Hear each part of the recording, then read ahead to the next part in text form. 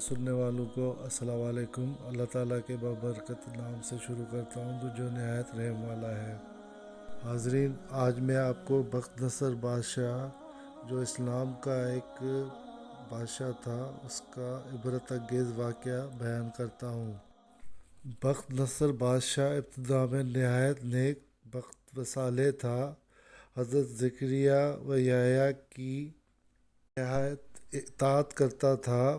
اتفاقاً اس نے ایک عورت سے نکاح کیا جس کے ہمراہ ایک لڑکی نہایت حسین و جمیلہ پہلے شوہر سے تھی۔ جب وہ لڑکی سنِ بلوغ کو پہنچی تو بادشاہ اس کی بہار حسن دیکھ کر فریفتہ و دیوانہ ہو گیا۔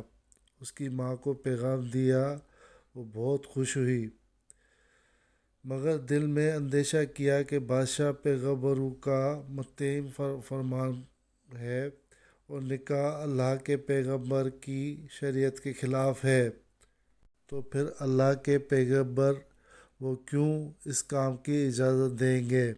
اسی لیے اس نے ایک ترکیب سوچی۔ اس نے بادشاہ سے کہا، بادشاہ نے جب اس لڑکی کا رشتہ مانگا تو اس نے بادشاہ سے کہا کہ تم اس کا مہر ادا نہ کر سکو گے۔ بادشاہ نے حیرت سے دریافت کیا، کتنا مہر ہے؟ اس عورت نے کہا، جو کچھ میں کہوں گی وہ دو گے، وہ کرو گے؟ بادشاہ نے کہا، بالکل دوں گا اور جو کہو گی وہ کروں گا۔ عورت نے کہا، اس کا مہر تمہارے دونوں اللہ کے پیغمبروں کا سر ہے۔ اگر تم یہ مہر ادا کر سکو تو لڑکی تمہاری۔ لڑکی حاضر ہے پھر شادی کے لیے۔ اگر یہ مہر ادا نہ کر سکو تو اس کا نام بھی مت لو۔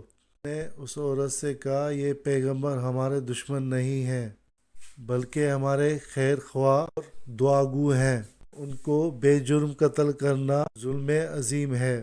اس کے سوا جو کچھ مانگو حاضر ہے، مجھے تمہاری ہر شرط منظور ہے۔ مگر اس عورت نے بادشاہ سے کہا، اس مہر کے علاوہ کوئی چارہ نہیں، یہ مہر ادا کرو گے تو آپ کو لڑکی کا رشتہ ملے گا۔ بادشاہ نے ہوائے نفسانی سے مغلوب ہو فوج کو حکم دیا، دونوں بے گناہ پیغمبروں کا سر کاٹ لاؤ۔ حکم کے باوجود جب سپاہیوں نے آ کر اول حضرت یحییٰ کو بیت المقدس میں قتل کیا اور حضرت زکریا یہ حال دیکھ کر جنگل کی طرف بھاگ نکلے، فوج پیچھے ہوئی۔ شیطان نے فوج کی رہنمائی کی۔ فوج نے حضرت زکریا علیہ السلام کو آ دبایا اور گھیر لیا تو حضرت زکریا نے ایک درخت کو التجا کی، پناہ دے۔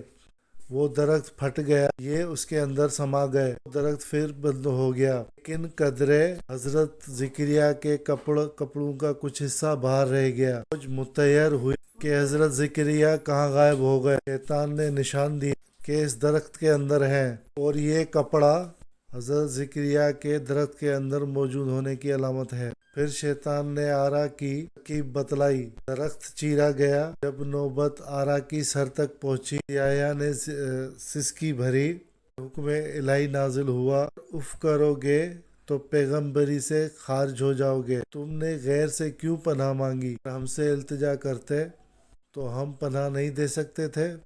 اب اس کا مزہ چکھو اور چپ سر پر آرا چلنے دو۔ غرض یہ کہ سر سے پاؤں تک جسم چیرا گیا اور حضرت زکریا نے دم نہ مارا۔ جب دونوں پیغمبر اس بے دردی سے قتل ہوئے تو غضب الہی نازل ہوا۔ دن تاریک ہو گیا۔ ایک بادشاہ خون خوار فوج لے کر چڑھا اور اس شہر کے باشندوں کو گرفتار کر حضرت یحییٰ کا خون بند نہ ہوتا تھا۔ جب قبر میں رکھتے تھے تو قبر خون سے لبریز ہو جاتی تھی۔ بادشاہ کے لشکر نے قسم کھائی کہ خون بند نہ ہو۔ اس وقت ایک شخص نے قسم کھائی کہ جب تک خون بند نہیں ہوگا حضرت یحییٰ کا میں خون کرتا جاؤں گا اور باز نہ آؤں گا۔ ہزارہ آدمی تیغ کر دیے، خون بند نہ ہوا۔ اس وقت ایک شخص حضرت یحییٰ کی لاش پر آیا کہ تم پیغمبر ہو یا ظالم؟ ایک خون کے بدلے ہزاروں آدمی قتل ہو چکے ہیں، کیا سارے جہان کو قتل کراؤ گے؟ کسی کا اتنا کہنا تھا کہ حضرت یحییٰ کی لاش سے خون بند ہو گیا۔ حضرت یحییٰ علیہ السلام کی قبر آج بھی دمشق میں۔ اس کہانی کا حوالہ حکایات اولیاء کتاب سے لیا گیا۔ دوستو، اس واقعے سے ہمیں حاصل یہ غرض اس بیان سے یہ ہے کہ بجز اللہ کے کسی سے استعانت چاہیے۔ ایک نبی اللہ تعالیٰ نے بطور تنبیہن کے پارے سے چروا دیا، ہماری کیا حیثیت ہے؟ اس واقعے سے سبق حاصل کہ ہمیں صرف اللہ سے مدد مانگنی چاہیے۔